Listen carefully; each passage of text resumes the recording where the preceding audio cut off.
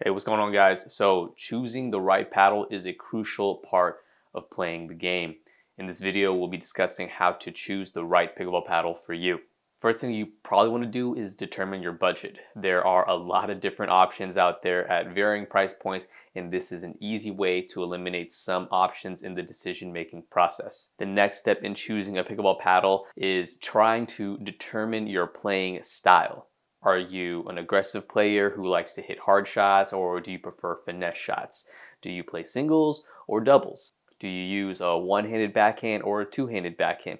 These are all important factors that will influence the type of paddle that you choose. Now, don't worry if you're new to the game or you really haven't figured out your playing style yet, this video can still help you out. Another thing to consider once you've determined your play style is the paddle's shape.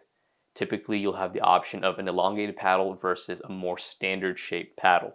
If you are a more aggressive player who likes to attack, speed up the ball, hits drives, then an elongated paddle might be the right choice for you. Now, if you're a more control-centric player that really values your drops, resets, counters, and finesse shots, then a shorter paddle with a larger sweet spot may be the best option.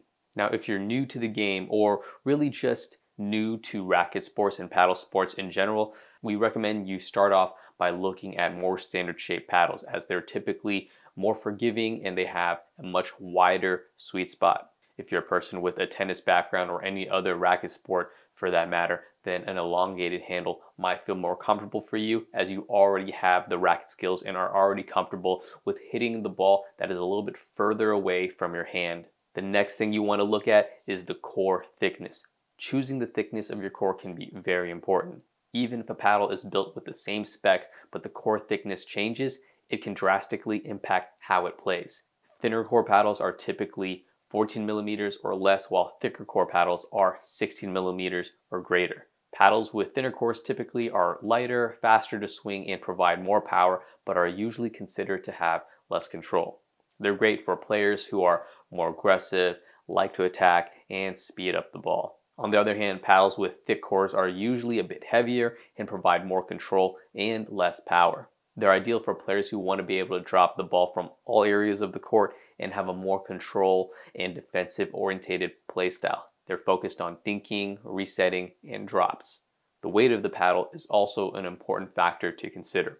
The rule of thumb is that you want to play with the heaviest paddle you can comfortably play for your average play session without feeling any pain or fatigue. In terms of performance, a heavier paddle can provide more power. It's usually more stable and has a more comfortable feel, but it can also cause fatigue over time if it's too heavy. In contrast, a lighter paddle is fast and very maneuverable. It's good for quick volley exchanges at the no volley zone, but you may sacrifice a bit of power and comfort. Choosing the right weight comes with experience playing the game. If you're new and unsure, we recommend that you go with lighter, since you can always add weight to your paddle after the fact, but can't always remove weight if you need to go from a heavier paddle to a lighter paddle. A good starting point for most players is between 7.9 to 8.2 ounces, as this is where most paddles feel substantial enough to strike the ball comfortably, but not so heavy as to potentially cause injury or pain. Speaking of comfort, an often overlooked but very important trait to consider when selecting a paddle is the grip size. The grip size of a paddle should be comfortable for your hand size. If the grip is too small or too large, it can affect your grip and your overall performance. Now, one way to figure out if your grip is a little too small for your hands is that if you grab a paddle and your fingers overlap once you wrap your fingers around the handle of the paddle, then it may be a little bit too small. You'll find yourself having to grip the paddle pretty tightly just to make sure that it doesn't slip out of your hand. Now, a good way to figure out if a paddle's grip might be too large for you is that if you've held the paddle in your hand, you should not be able to fit more than one index finger in between the gap that is in between the thumb and the rest of your fingers. Now, obviously, you can't do this if you haven't seen the paddle or haven't tried out the paddle, but a good way to do this is to just go to someone you know that has a paddle, figure out their grip circumference, hold it in your hand, and then see if it's comfortable for you. Now, pickleball paddles come in a variety of materials, including wood, fiberglass, carbon fiber, or some sort of composite blend of the aforementioned. Wood paddles are the most affordable, but they are also the heaviest and have the smallest sweet spot. Now, fiberglass paddles typically tend to be a little bit more powerful and a little bit more poppy when the ball comes off the face, but it typically provides good, crisp, responsive feedback. Carbon fiber and graphite paddles are typically lighter and they usually provide better touch and spin. And lastly, composite paddles are typically a good balance between weight and power.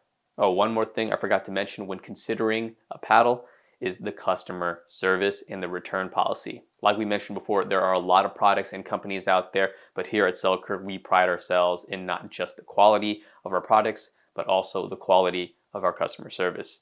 You will find for paddle orders placed on Selkirk.com, we offer a 30-day hassle-free return/exchange policy. Some exclusions may apply, so be sure to check the product details. All Selkirk paddles come with a 30-day hassle-free return policy and a lifetime limited warranty. Paddles from the SLK sub-brand come with a 1-year limited warranty, and paddles from Selkirk Labs division comes with a 2-year limited warranty. Alright guys, I know selecting a paddle can be daunting and we just covered a whole lot, but choosing the right pickleball paddle can make a big difference in your game.